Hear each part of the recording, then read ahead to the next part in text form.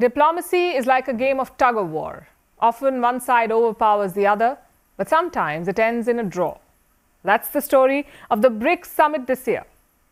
There was a lot of back and forth, 11th-hour negotiations, and a broad range of differing opinion. There were some interesting moments too, like this one. That's Prime Minister Modi with President Xi Jinping. We don't know what they're talking about. Reports say both leaders had a brief exchange in Johannesburg. This was just before today's news conference, where the host, South Africa, made this announcement. We have decided to invite the Argentine Republic, the Arab Republic of Egypt, the Federal Democratic Republic of Ethiopia, the Islamic Republic of Iran, the Kingdom of Saudi Arabia, and the United Arab Emirates to become full members of BRICS. The membership will take effect from the 1st of January 2024. Thank you very much. That was the biggest outcome from today, an agreement on expansion. 6 more countries have got an invite to join BRICS: Saudi Arabia, Iran, the UAE, Egypt, Argentina, and Ethiopia. When will they be admitted to BRICS? On the 1st of January 2024, and this is a significant feat. For a while now, the BRICS countries have been talking about expansion. They backed the idea publicly, but the members bickered over the process. The disagreements have been widely reported, including on this show. Broadly, the divisions were over 2 points: how many and how soon? How many new members should join, and at what pace should the BRICS expand? These were the points of debate. China and Russia pushed for sweeping changes. They wanted more members, and they wanted them quickly. They wanted a bigger BRICS. But India, and to some extent Brazil, wanted to be more selective. They wanted to maintain some exclusivity. The host, South Africa, had received inquiries from more than 40 countries. They expressed an interest in joining BRICS. 40 countries. Out of these, 22 countries applied formally. So the pool of potential candidates was quite big. Ultimately, the group agreed upon 6 names. Right now, BRICS has 5 members: Brazil, Russia, India, China, South Africa. That's where it gets its name, BRICS. By next year, they will have 11 members. Today, BRICS economies represent 23% of the world's GDP and 42% of the world's population. The new BRICS will represent 36% of the world's GDP and 46% of the world's population. South Africa hosted the summit this year, and they were the last ones to join BRICS in the year 2011. So for 12 years, the group remained as is. Now, South Africa has played a key role in its expansion, and they say this is just the first phase. That's the term the South African president used, the first phase of expansion. So who's joining next, and what for? Here's what the leaders of South Africa and Brazil had to say. We have consensus on the first phase of this expansion process, and other phases will follow. The relevance of BRICS is confirmed by the growing interest of other countries in joining our group. So while the purpose and direction of BRICS is being debated, more and more countries want to join it. Prime Minister Modi said India will work with other BRICS aspirants. Friends, BRICS का विस्तार एवं आधुनिकीकरण इस बात का संदेश है कि विश्व के सभी इंस्टीट्यूशंस को बदलते समय की परिस्थितियों के अनुरूप ढलना चाहिए. What about Russia and China? They're thrilled about the expansion. Xi Jinping called the announcement historic. Putin congratulated the new members. These new members provide a new starting point for BRICS cooperation and inject new impetus into the BRICS cooperation mechanism. I would like to congratulate our new members who will work full scale next year. I would like to assure all colleagues that we will continue the work that we have started today to expand the influence of BRICS in the world. Influence, that's what the BRICS is looking for. Its members placed a bet on 2 ideas: expansion and a BRICS currency. There's been some headway on expansion, but the BRICS currency is a long shot. Brazil's President Lula da Silva made a pitch for it. He found no takers. India refused to entertain the proposal. South Africa kept it out of the agenda. What the BRICS is discussing instead is using their own currencies for trade. That still remains a possibility. And what does that mean? It means ditching the US dollar and paying for goods in native currencies. The BRICS still wants to explore this idea. They will discuss it at the next summit. A bigger BRICS will boost the de-dollarization sentiment. One clear possibility is on the energy front. Some of the new members are the world's leading energy exporters, the likes of Saudi Arabia, the UAE, also Iran and Brazil. A few years back, it would have been difficult to imagine all these countries together in the same group. But the times have changed. Old divides are being bridged, and at BRICS, they could create new synergies. Most of the world buys energy in US dollars. The BRICS could choose to transact in alternative currencies, and that's just one scenario. It's still early days. We're yet to see the full impact of this expansion. Will it mend ties or make them worse? What does hypocrisy look like? This picture is as close as you can get. Those are delegates of the OIC, that's the Organization of Islamic Cooperation, and guess where they are? In Xinjiang, the same place where China has jailed Uyghur Muslims, almost 1 million of them.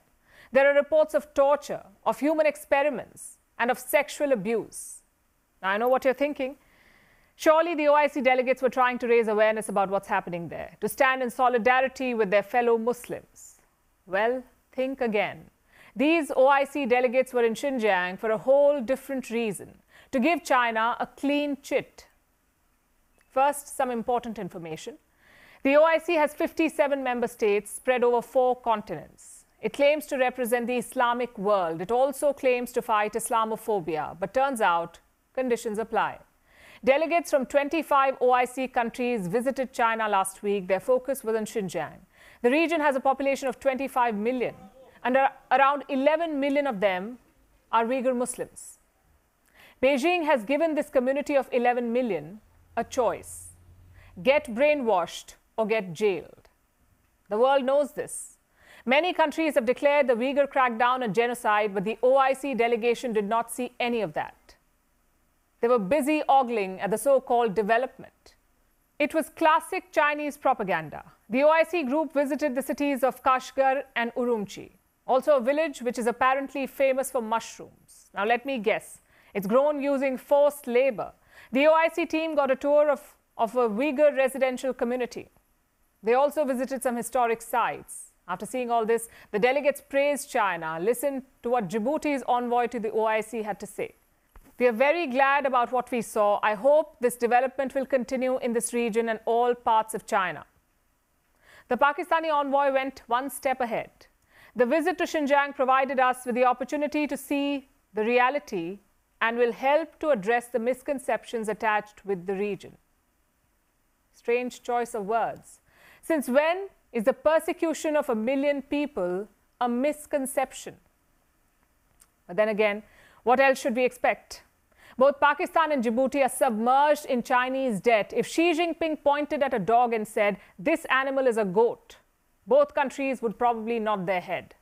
The OIC delegates also praised the so-called preservation of historical architecture. I'm surprised they found any. Reports say around 12,000 mosques have been destroyed in Xinjiang. If they are standing, they do not look like mosques. No domes, no minarets, and definitely no prayer calls. Is this what preservation looks like? We knew the OIC was ignoring China's abuses, but ignoring is one thing, endorsing is quite another. This is shameful for an organization that claims to represent Islam, that claims to fight Islamophobia. Just a quick reminder, these are the same countries that expelled ambassadors over the Quran burnings in Sweden. Their people attacked embassies. But in China, they're enablers of a 21st century genocide, and the reason is quite simple. It's money. Most of the Muslim nations are based in West Asia and North Africa. Their staple is oil. And who is the biggest buyer of oil? China. It makes up around 13% of global consumption. Another factor is trade.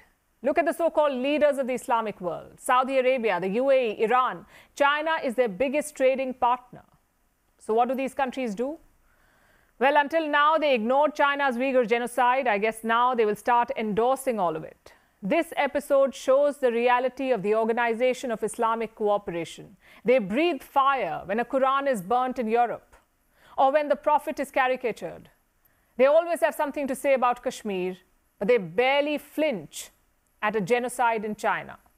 The OIC does not represent Muslim interests anymore. It represents the hypocritical ruling elite. Our next story is from Pakistan. Their soap opera starring Imran Khan has a fresh twist, one that could get the former Prime Minister released from jail. Let me explain. Imran Khan's arrest was ordered by a trial court in Pakistan. So like most convicts, he appealed it, both at the Supreme Court and the Islamabad High Court. Now, on Wednesday, the Supreme Court of Pakistan took up his appeal. The Chief Justice seemed to be in Imran Khan's corner. Listen to what he said. Prima facie, the decision by the lower court contains defects. But we will not intervene at this stage, rather wait for the outcome of the High Court decision.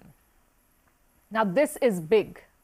The Chief Justice says the conviction was defective. So why isn't the court reversing it? Because the same case is also being heard by the Islamabad High Court. The Chief Justice says we'll wait for the High Court's order. Then we will take a call. Imran Khan supporters are calling this a big win. They feel the top court will reverse the conviction. But why not the High Court? Let's say it's more dicey. Imran Khan has accused the Islamabad High Court Chief Justice of bias. He wants all his cases transferred elsewhere, maybe Peshawar or Lahore. If the Chief Justice sticks to his words, the conviction could be reversed. What happens then? Well, the army has multiple options. Imran Khan's current conviction is under the Tosha Khana case for the gifts that he received as Prime Minister. He's accused of selling those state gifts.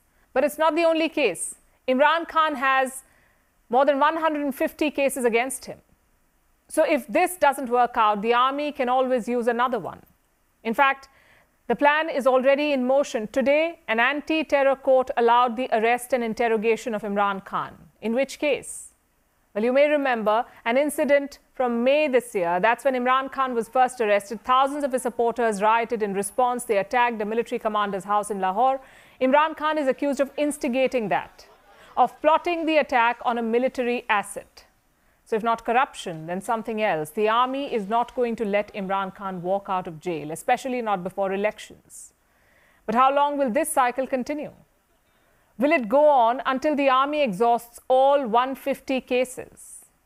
I know it sounds absurd, but at this point, anything is possible in Pakistan. The army clearly did not expect this matter to escalate this much. They thought the arrest would be the end of it. But Imran Khan is getting support from unexpected quarters. First, it was the president of Pakistan. He denied signing bills that strengthened the army. And now it's the Chief Justice. Pakistan's ruling coalition has sensed a trend. Their de facto chief, Nawaz Sharif, has broken his silence. He says the top judiciary is trying to protect Imran Khan. Listen to this. Today, the Chief Justice is trying to protect a man who is accused of stealing billions in multiple cases. The former Chief Justice was eager to push me against the wall. The current Chief Justice is determined to save Imran Khan. Now, I must say, Nawaz Sharif does not look like a convict out on medical bail. He looks like a politician eager to get back. But even that depends on many factors. Shehbaz Sharif says his brother Nawaz will face the law. And by law, he means the court. He will face the court. But if the courts cannot be trusted, how will Nawaz Sharif return? So Pakistan's political crisis is far from over. In fact, it's getting worse by the day. The president, Arif Alvi, is more emboldened. He has written a letter to Pakistan's Chief Election Commissioner. The president says it is his duty to conduct elections within 90 days of the parliament being dissolved. And the parliament was dissolved on the 9th of August, so elections should be held by November. The president wants to meet the election commissioner and fix a date. But the poll body chief says, what's the point? Pakistan's outgoing government had amended the election laws. The new law says only the election commission can announce elections, not the president, only the election commission. So what trumps what? The constitution, which says the president should hold elections, or the new law, which empowers the election commission to do that? I'm guessing that's another job for the Supreme Court of Pakistan. What we are seeing is the implosion of a country's political system. The president is at war with the election commission, the Supreme Court is taking on the lower courts, and the caretaker government is clashing with the president. The only question is, when or if will the army lose patience? The elephant. It is a widely recognized symbol of the Republican Party. But at the first US presidential debate, there was only one elephant in the room: Donald Trump, the one who did not show up. On Wednesday, 8 Republican candidates took the stage, including Florida Governor Ron DeSantis, former Vice President Mike Pence, businessman Vivek Ramaswamy, former South Carolina Governor Nikki Haley, and others. This was the first Republican presidential debate of the season, so obviously there were some fireworks. The candidates sparred, they exchanged blows, they slammed Biden and the Democrats, they debated abortion and aid to Ukraine. This is disastrous, that we are protecting against an invasion across somebody else's border when we should use those same military resources to prevent across the invasion of our own southern border here in the United States. All in all, it was perfect television. But was America tuning in? Not really. You see, these 8 people may have been on stage, but the spotlight was still stolen by Donald Trump. The former president boycotted the showdown. Instead, he chose to do an interview. So why was he not on stage? Because Trump does not think it is necessary. He believes he's miles ahead of all candidates. And while Trump may have been absent, it was all that the candidates talked about. If former President Trump is convicted in a court of law, would you still support him as your party's choice? Please raise your hand if you would.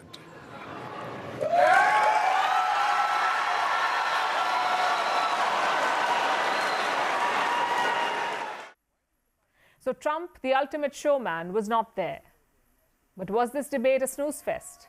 Well, nowhere near it. There were heated exchanges. Some stood out, others got drowned in the noise. But if the debate was to be judged on applause alone, Vivek Ramaswamy won hands down. 3 months ago, this US billionaire was a nobody. Now he's the second GOP favorite. This is a man who has never run for public office. But he completely dominated the debate. Trump's absence, in fact, helped him. He got the loudest cheers, he got attacked the most, and seemed to be enjoying the spotlight quite a bit. Let us be honest as Republicans. I'm the only person on the stage who isn't bought and paid for, so I can say this. The climate change agenda is a hoax. Hold on. I've had enough. I've had enough. What about the others, especially the experienced Republicans? Former Vice President Mike Pence got some cheers. His campaign may not be getting traction, but he still seemed to have some fight left in him. Of course, his experience helped. Mike Pence is no stranger to Republican debates, and that gave him an upper hand. He took a swipe at Vivek Ramaswamy. He called for nationwide abortion limits, and when asked about the Capitol riots, he said he put the Constitution first. I think the American people deserve to know whether everyone on this stage agrees that I kept my oath to the Constitution that day.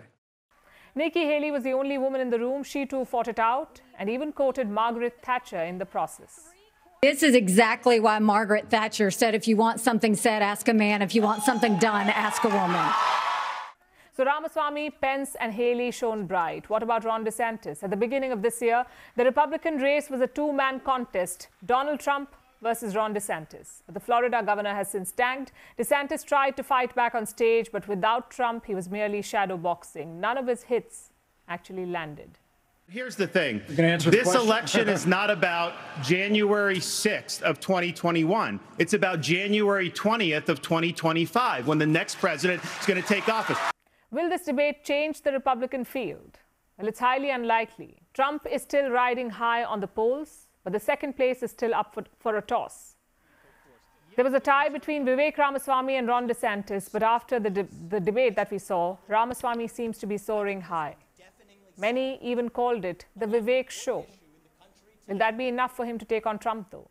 He may not have that much political clout, and honestly, he may not even want to. But as an outsider, he has established one thing, that he's here to stay in the race. As for Donald Trump, he won it without fighting it. His influence seemed everywhere, even the clothes that the candidates wore on stage. All 7 male candidates lined up wearing dark suits, white shirts, and red ties, an echo of Trump's standard attire.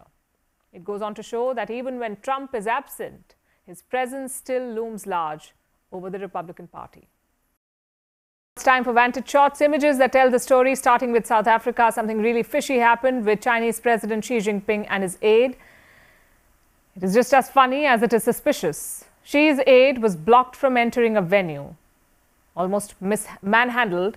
A dramatic rescue operation was launched to evacuate those stuck in a flood-hit region. And Saudi Arabia witnessed a fierce storm. Its iconic clock tower overlooking the Kaaba in Mecca was hit by lightning. Finally, we're taking you back in history. On this day in 1991, Ukraine officially declared itself an independent country. Ukraine said that it would no longer follow the laws set by the USSR. Eventually, in December, voters approved a referendum formalizing Ukraine's independence. We're leaving you with that. Thanks for watching. We'll see you tomorrow.